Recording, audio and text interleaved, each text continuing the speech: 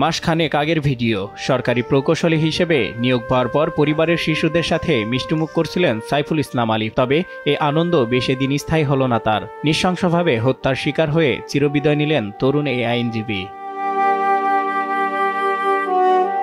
Advocate Saiful Islam আলিফ চট্টগ্রাম লোহাগাড়া উপজেলার চুন্তি এলাকার বাসিন্দা। তার বাবার নাম জালাল উদ্দিন। ২০১৮ সালে তিনি জেলা আইনজীবী সমিতির সদস্য হন। এরপরে হাইকোর্টের আইনজীবী হিসেবে নিবন্ধন পান। অ্যাডভোকেট সাইফুল ইসলাম আলিফ গত ২৬শে নভেম্বর চট্টগ্রামে বাংলাদেশ সম্মিলিত সনাতনী জাগরণ জোটের মুখপাত্র অধ্যক্ষ চিন্ময় কৃষ্ণ দাস ব্রহ্মচারীর মুক্তির দাবিতে আন্দোলনকারীদের হামলায় বিবস্ত্রভাবে মৃত্যু হয় তার। সাইফুল ইসলামের হত্যার সঙ্গে জড়িত ৫ জন সহ অন্তত ২৭ জনকে আটক করেছে যৌথ বাহিনী। নিহতের খবর চারিদিকে ছড়িয়ে পড়লে তার গ্রামের বাড়ি লোহাগাড়ার চুন্তিতে দেখা যায় হৃদয় বিদায়ক দৃশ্য। আলিফের মা পুত্র শোকে বাকরুদ্ধ হয়ে আছেন। অপরদিকে বাবার বুক ফাটা আর্তনাদ। পরিবারে বইছে শোকের মাতম। বিয়ের ২.৫ বছর না পেরোতেই স্বামীকে হারিয়ে বুক চাপড়াচ্ছেন তার সন্তান সম্ভাবনা স্ত্রী। চোখে তার ঘোর অন্ধকার।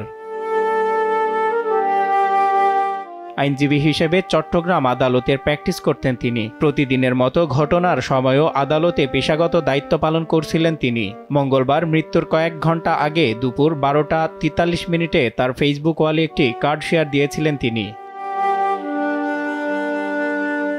সেখানে লেখা ছিল, ফ্যাসিবাদ বিরোধী সকল ছাত্র সংগঠন এক হয়ে আগামী সপ্তাহ জাতীয় ছাত্র সংহতি সপ্তাহ পালন করবে। ৫ আগস্টের পর এই প্রথম সব ছাত্র সংগঠন পাশাপাশি দাঁড়িয়ে একই কর্মসূচি পালন করবে।